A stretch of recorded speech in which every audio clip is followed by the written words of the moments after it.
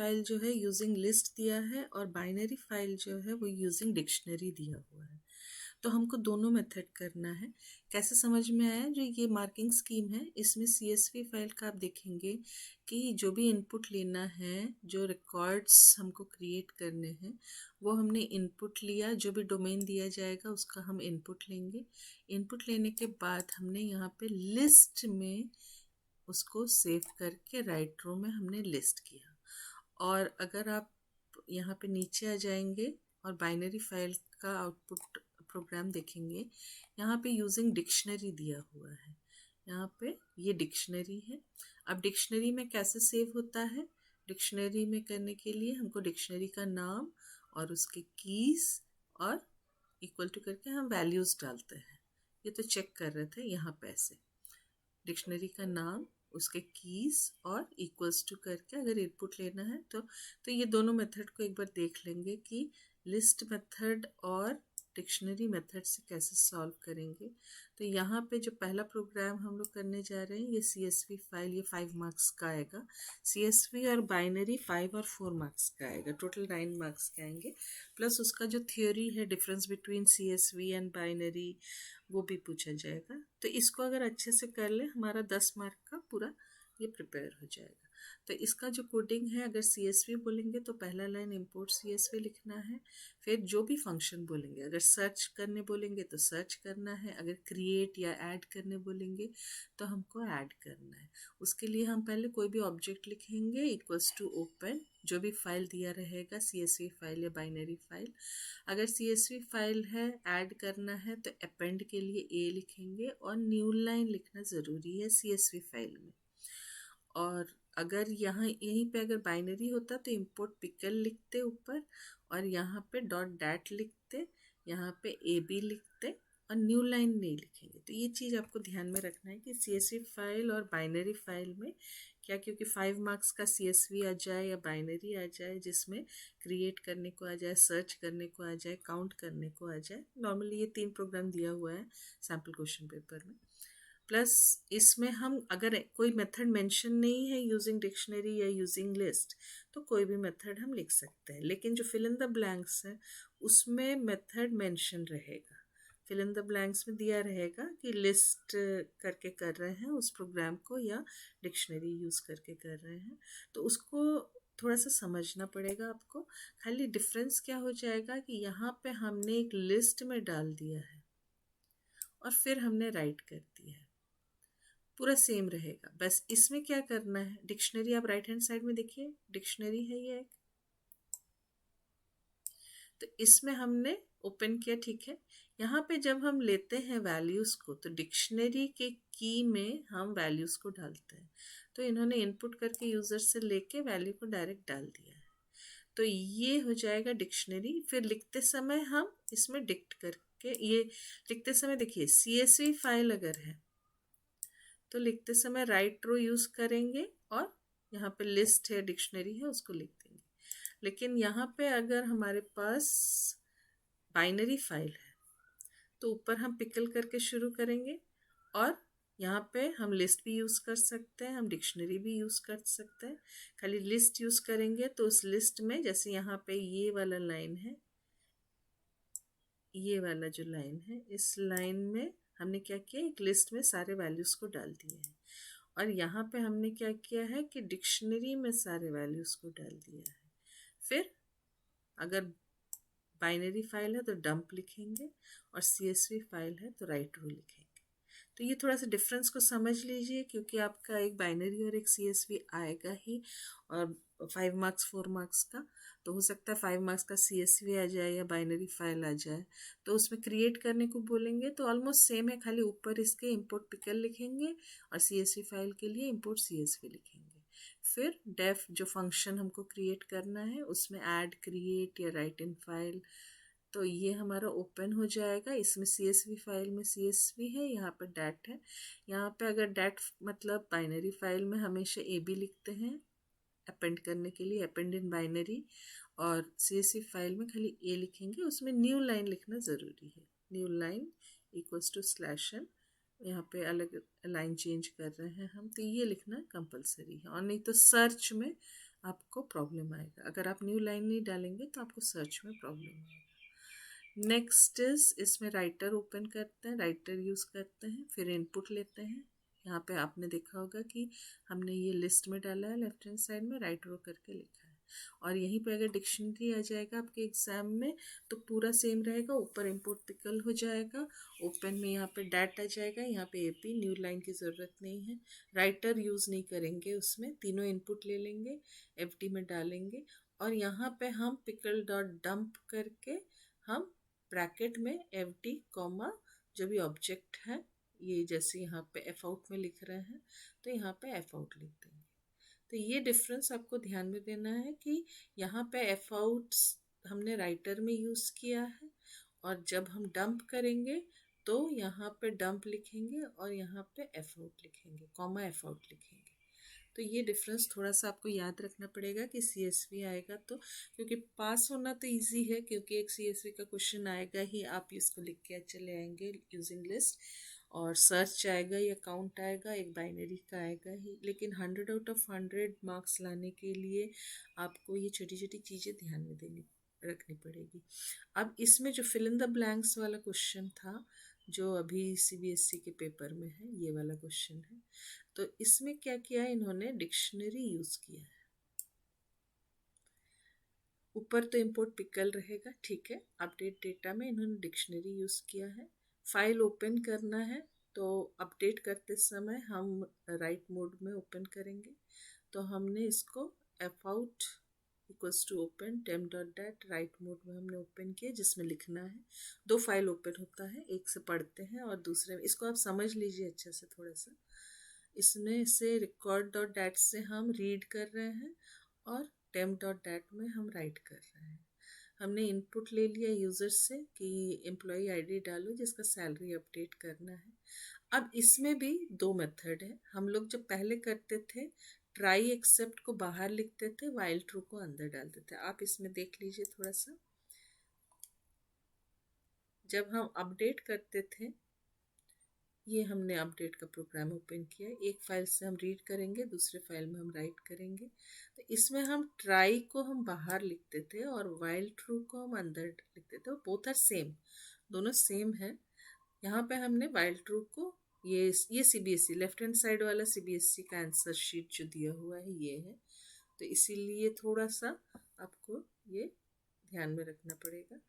तो यहाँ पे हमने क्या किया है कि वाइल ट्रू बाहर रखेंगे आप और ट्राई को अंदर रखेंगे। फिर हमने लोड किया, पिकल डॉट लोड करके रीड किया पूरे को। फिर अगर खाली एक को चेंज करना है, पहले ये इफ़ करके हम चेक करेंगे, इफ़ करके हमको चेक करना है।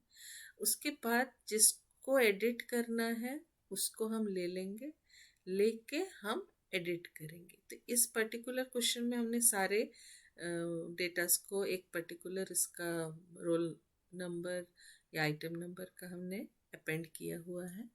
तो अपडेट करने के लिए हमने यहाँ पे क्या किया है कि एक पर्टिकुलर आइटम का हमने पूरा रिकॉर्ड लिया है, item number, item name, rate, quantity, और फिर उसको हमने डंप कर दिया। तो ये एक डिक्शनरी यूज़ करके हमने सॉल्व किया है। तो यहाँ पे भी वही सेम मेथड है, लोड और डंप। यहाँ पे लोड हो जाएगा, यहाँ पे डंप हो जाएगा, जो अपडेटेड वाला है वो डंप हो जाएगा। तो ये हमारा सीबीएसई का आंसर गिवन है जिसमें कि डिक्शनरी यूज़ करके। तो आप थोड़ा सा इसको प्रैक्टिस कर लीजिए, डिक्शनरी वाले मेथड को और लिस्ट वाले मेथड को। तो ये डिक्शनरी मेथड है, और लिस्ट मेथड में हम लोग क्या करते थे कि एक लिस्ट यूज़ करते थे, बस लिस्ट में हम पूरे वैल्यूज़ को एक साथ भी, यहाँ पे जैसे एक साथ डाला हुआ है एक साथ भी डाल सकते हैं, या फिर एक एक करके। हमने यहाँ फॉर यूज़ करके सारे स्टूडेंट्स के रिकॉर्ड्स को एक साथ डाल के हमने डंप किया था, और जो सीबीएसई ने जो आंसर दिया है उसमें उन्होंने एक एक करके रिकॉर्ड डाला है। तो ये इन्होंने एक एक रिकॉर्ड फॉर यूज़ नहीं किया, तो आप भी फॉर नहीं यूज़ करेंगे। जो सीबीएसई ने दिया आप इसी मेथड को फॉलो करेंगे, क्योंकि प्रैक्टिकल में ज़्यादातर आपने फॉर यूज़ किया, एक साथ सारे रिकॉर्ड्स को डाल दिए। तो यहाँ पे आप एक एक रिकॉर्ड को डालेंगे और तो ये ऐड को कॉल करते जाएंगे और एक एक रिकॉर्ड डलता जाएगा। तो ये आपका आएगा। तो आपके क्वेश्चंस क्या क्या आएंगे, आपके क्वेश्चंस 5 मार्क्स में आएगा CSV या बाइनरी, और नेटवर्किंग आएगा, कनेक्टिविटी आएगा। तो इसको तो आप अच्छे से प्रैक्टिस कर लीजिए। 4 मार्क्स में आपका MySQL के क्वेरीज। अच्छा, इसमें ग्रुप बाय को थोड़ा सा अच्छे से करना है। ग्रुप बाय को आप थोड़ा सा स्टडी मटेरियल में दिखा दे रही हूँ। तो ग्रुप बाय आपको MySQL का ग्रुप बाय का आपका 5 मार्क्स का क्वेश्चन है, 3 क्वेरीज है, और डिफरेंस या व्हाट इज थ्योरी में भी 2 मार्क का दिया हुआ है। ऑर्डर बाय, ग्रुप बाय के बहुत सारे क्वेश्चंस हैं। तो ग्रुप बाय क्या होता है MySQL में? Group by clause can be used in a select statement to collect data across multiple records and group the results by one और मोर कॉलम्स। तो हम यहाँ पे क्या कर रहे हैं, पर्टिकुलर एक कॉलम, सपोज एक टेबल दिया हुआ है जिसमें पूछा गया कि क्लास में कितने बॉयज़ और कितने गर्ल्स हैं। तो हमको क्या करना है, ग्रुप बाय यूज़ करके हमको जेंडर से ग्रुपिंग कर देना है और फिर काउंट फंक्शन लगा देना है। तो उसका हो जाएगा select gender comma count star from table का नाम ग्रुप बाय जेंडर। तो ग्रुप बाय जेंडर कर देंगे तो वो ग्रुपिंग हो जाएगा, और उसके बाद हम उसको काउंट कर लेंगे कि कितने बॉयज़ हैं और कितने गर्ल्स हैं उस क्लास में। हैविंग क्लॉज कहाँ यूज़ होता है, ग्रुपिंग करने के बाद अगर कंडीशन लगाना है वहाँ पे हैविंग क्लॉज यूज़ होता है। तो ये 2 थ्योरी मार्क्स में आएगा, 2 मार्क का, कि explain group by with having, और difference between group by and order by, या व्हाट इज ऑर्डर बाय, या how to arrange the records और sort the records in descending और असेंडिंग। तो ये ऑर्डर बाय यूज़ होगा उसमें। ऑर्डर बाय में हम लोग सिलेक्ट्स, ये ऑर्डर बाय क्लॉज है। Order by clause is use to display the result of a query in a specific order, sorted order. The sorting can be done in ascending or in descending order. It should be kept in mind that the actual data in the database is not sorted, but only the results of the query are displayed in sorted order. तो यहाँ पे हम select किस किस column को sort कर के display कराना है। तो डिस्प्ले किसको कराना है वो यहाँ लिखेंगे, फ्रॉम टेबल नेम, किस कॉलम से सॉर्ट करना है, ऑर्डर बाय उस कॉलम का नाम। अगर असेंडिंग है तो बाय डिफ़ॉल्ट कुछ बिना लिखे ही ASC अगर नहीं भी लिखेंगे तो भी असेंडिंग ऑर्डर हो जाएगा, लेकिन डिसेंडिंग के लिए DESC लिखना कंपलसरी होता है। तो ये 2 मार्क्स का थ्योरी आ रहा है, और 3 मार्क्स के ग्रुप बाय के क्वेरीज आएंगे, आउटपुट के साथ क्वेरीज आएंगे। तो इसको थोड़ा सा ग्रुप बाय को भी अच्छे से कर लेना है। तो ये आप देख लीजिए कि क्या क्या टॉपिक। स्टैक का तो पुश पॉप का पता ही है, एक लिस्ट दिया रहेगा, उस लिस्ट से सिलेक्टेड रिकॉर्ड्स को आप इसमें पेपर को देख लीजिए, ये पेपर है आपका।